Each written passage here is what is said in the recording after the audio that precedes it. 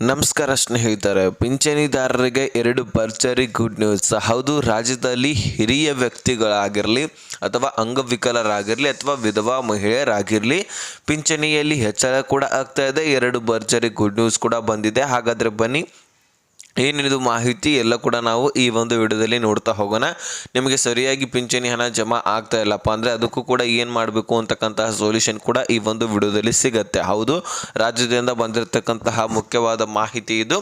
ಆದಷ್ಟು ವಿಡಿಯೋನ ಕೊನೆವರೆಗೂ ವಾಚ್ ಮಾಡಿದ್ರೆ ನಿಮಗೆ ಪಿಂಚಣಿ ಯೋಜನೆಯ 2 ತಿಂಗಳ ಹಣ ಜಮಾ ಆಗ್ತಾ ಇದೆ. 2 ಭರ್ಜರಿ ಗುಡ್ ನ್ಯೂಸ್ ನಿಮಗೆ ಗೊತ್ತಾಗ್ತಾ ಇದೆ. ಅದೇ ರೀತಿಯಾಗಿ ನಿಮಗೆ ಸರಿಯಾಗಿ ಹಣ ಜಮಾ ಆಗ್ತಾಯಿಲ್ಲ, ಹಿಂದಿನ ಕಂತುಗಳು ಬರ್ತಾ ಇಲ್ಲ, ಅದು ಕೂಡ ತಿಳಿಯುತ್ತೆ. ಚಾನಲ್ಗೆ ಸಬ್ಸ್ಕ್ರೈಬ್ ಮಾಡಿಕೊಂಡು ನೋಟಿಫಿಕೇಶನ್ ಆಲ್ ಅಂತ ಸೆಟ್ ಮಾಡಿ. ಈಗ ನಾವು ನೇರವಾಗಿ ಟಾಪಿಕ್ಗೆ ಬರೋಣ.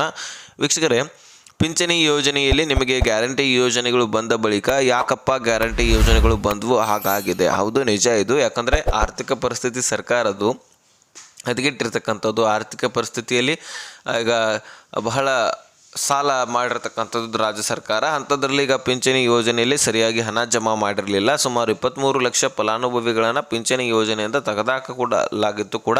ಅಂತಹ ಪರಿಸ್ಥಿತಿಯಲ್ಲಿ ಈಗ ಪಿಂಚಣಿದಾರರು ಬಹಳಷ್ಟು ಹಿರಿಯರು ಮುಖ್ಯವಾಗಿ ಬ್ಯಾಂಕ್ಗಳಿಗೆ ಅಲ್ದಾಡ್ತಾ ಇದ್ದಾರೆ. ಇಂದು ಜಮಾ ಆಗುತ್ತೆ, ನಾಳೆ ಜಮಾ ಆಗುತ್ತೆ ಅಂತ ದಿನೇ ಹೋಗೋದು ಬರೋದು ನಡೀತಾನೆ ಇದೆ. ಆದರೆ ಸರಿಯಾಗಿ ಹಣ ಜಮಾ ಆಗ್ತಾ ಇಲ್ಲ.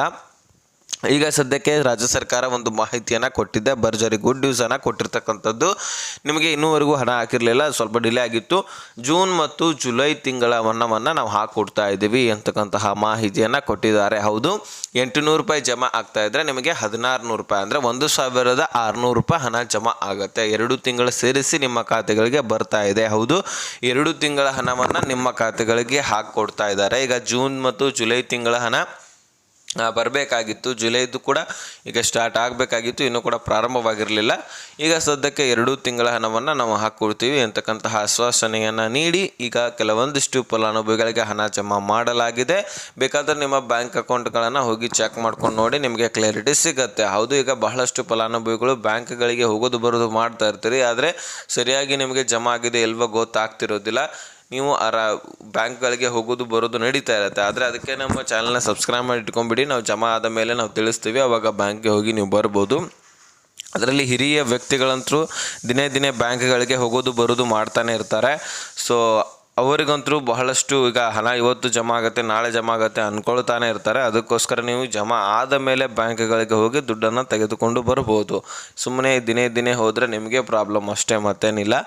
ಈಗಂತೂ ನಿಮಗೆ ಈಗ ವಿಧವಾ ಮಹಿಳೆಯರಿಗೆ ಪಿಂಚಣಿಯಲ್ಲಿ ಹೆಚ್ಚಳ ಆಗ್ತದೆ ಅಂತ ಒಂದು ಕೇಂದ್ರ ಸರ್ಕಾರದಿಂದ ಮಾಹಿತಿ ಕೂಡ ಸಿಕ್ಕಿರ್ತಕ್ಕಂಥದ್ದು.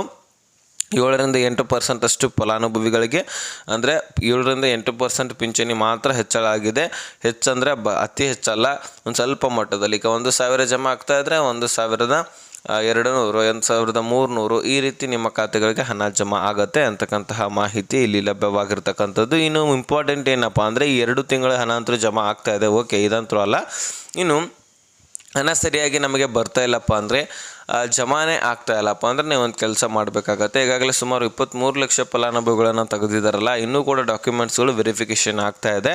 ಸೊ ಅದಕ್ಕೋಸ್ಕರ ನೀವು ಒಂದು ಕೆಲಸ ಮಾಡಬೇಕಾಗತ್ತೆ. ನಿಮ್ಮ ಜೀವಿತ ಪ್ರಮಾಣ ಪತ್ರವನ್ನು, ನಿಮ್ಮ ಲೈಫ್ ಸರ್ಟಿಫಿಕೇಟನ್ನು ಕರೀತಾರೆ. ಸೊ ಒಂದು ಲೈಫ್ ಸರ್ಟಿಫಿಕೇಟನ್ನು ನೀವು ಏನು ಮಾಡಬೇಕು, ನಿಮ್ಮ ಬ್ಯಾಂಕ್ ಯಾವ ಬ್ಯಾಂಕ್ನಲ್ಲಿ ನೀವು ಹಣವನ್ನು ಪಡೀತಾ ಇರ್ತೀರಿ ಆ ಬ್ಯಾಂಕಿಗೆ ಹೋಗಿ ಸಬ್ಮಿಟ್ ಮಾಡಬೇಕಾಗತ್ತೆ. ಸಬ್ಮಿಟ್ ಮಾಡಿದ್ರೆ ಆ ಬ್ಯಾಂಕಿನವರು ನಿಮ್ಮ ಡಾಕ್ಯುಮೆಂಟ್ಸ್ಗಳನ್ನ ವೆರಿಫಿಕೇಷನ್ ಮಾಡಿಕೊಂಡು ನಿಮಗೆ ಮತ್ತೆ ದುಡ್ಡನ್ನು ಹಾಕಲಿಕ್ಕೆ ಪ್ರಾರಂಭ ಮಾಡ್ತಾರೆ.